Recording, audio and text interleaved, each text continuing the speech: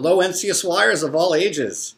I am so excited to be here. A shout out to all those NCSY regions that hold a special place, you know, in Central East and Columbus and Ashray and Baltimore and New Jersey and New York and Virginia. Doesn't exist anymore, but those are the regions I worked for. And right now I'm the OU director of the OU NextGen department, where we follow up with our birthright trips and NCSY alumni and JLIC on campus and young professionals and great stuff. So anyway, on my birthright trips, quite often I will ask the students who has a great relationship with their parents. And then I'll pick on one and say, if I offered your parents $10 million for you, they never see you again. You'd be happy and healthy, but they never see you again. Would they sell you for $10 million? Thank God, most of them usually say no pretty quickly. Sometimes they think about it, then I get worried about that one. But the love that a parent has for their child is worth more than any money. And then I ask them, are they going to love their kids the same? And they say yes. And I say, is there anybody out there in the world that annoys them a little bit? And they usually say, yeah, of course. So if your kid has the same character traits as that person that annoys you, are you still going to love them? And always right away, yes. How do you know? Because they're a part of me. One time when I was living in Columbus, Ohio, my kids were small. My son Svi when I came home from school, I found him in my study.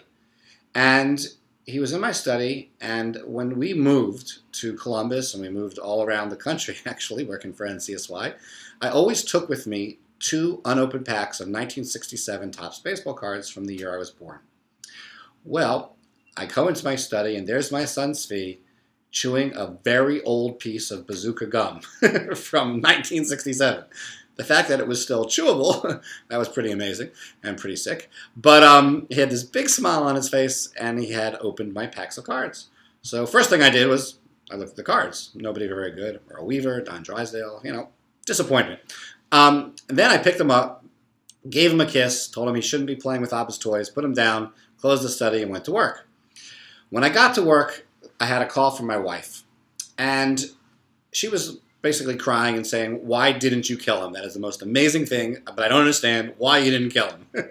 And I was like, why didn't I kill him? I don't know. And I thought about it.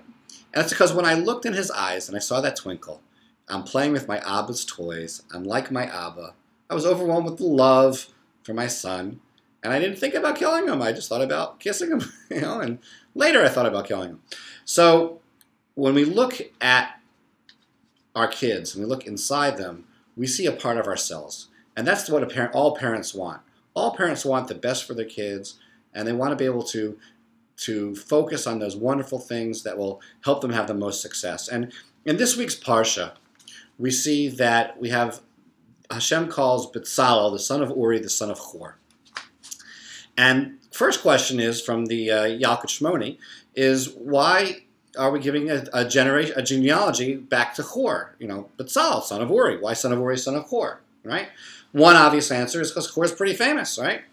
Hur put his life on the line, sacrificed his life to try to stop the Jewish people from producing the golden calf. And that's pretty serious stuff. And because he did that, Hashem promised Hur that his descendants would all be great.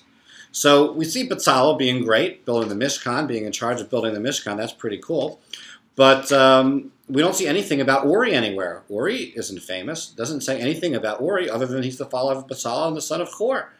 So I'd like to propose that Uri actually was great. He was a great father. And that a great father wants what's best for their children and puts their children first. And therefore he wasn't in the spotlight because he was making sure that his son could be the best possible. And I think I can prove that if we look a little deeper.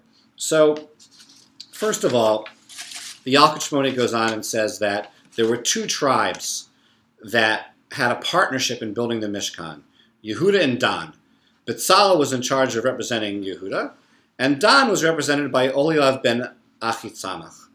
And it was an interesting partnership because Yehuda is one of the Chashava tribes, important tribes, kingship, and Dan is a lowly tribe. So, and Hashem doesn't need two partners to build a Mishkan. One's plenty. Bezalel could do it all on his own. Why did Hashem give him a partner, and a partner from a lowly tribe?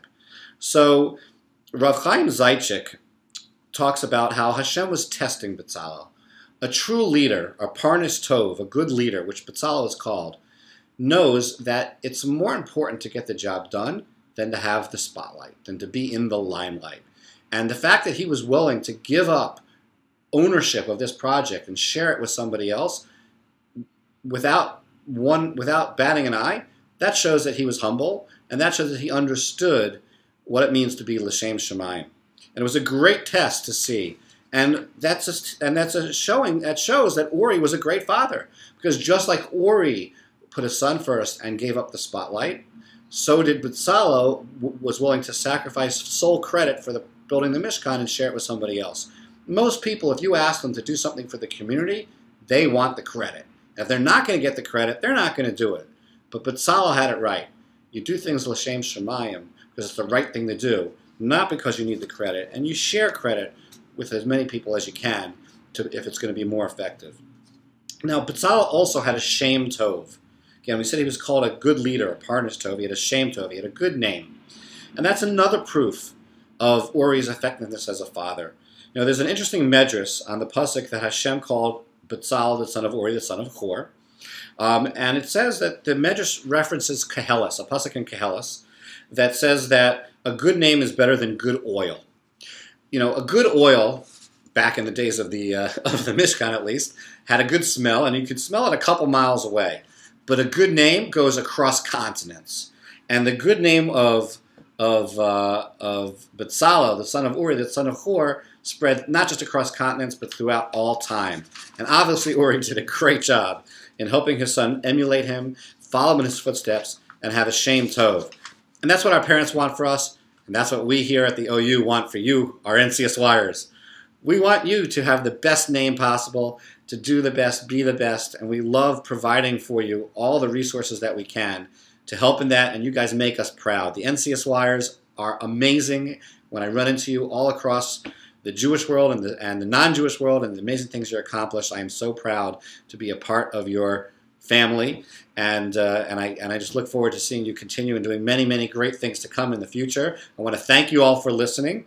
I want you not to forget to subscribe to this YouTube channel so you can get many more of these great Divrei Torah from NCSY alumni and from NextGen, and have an awesome Shabbos.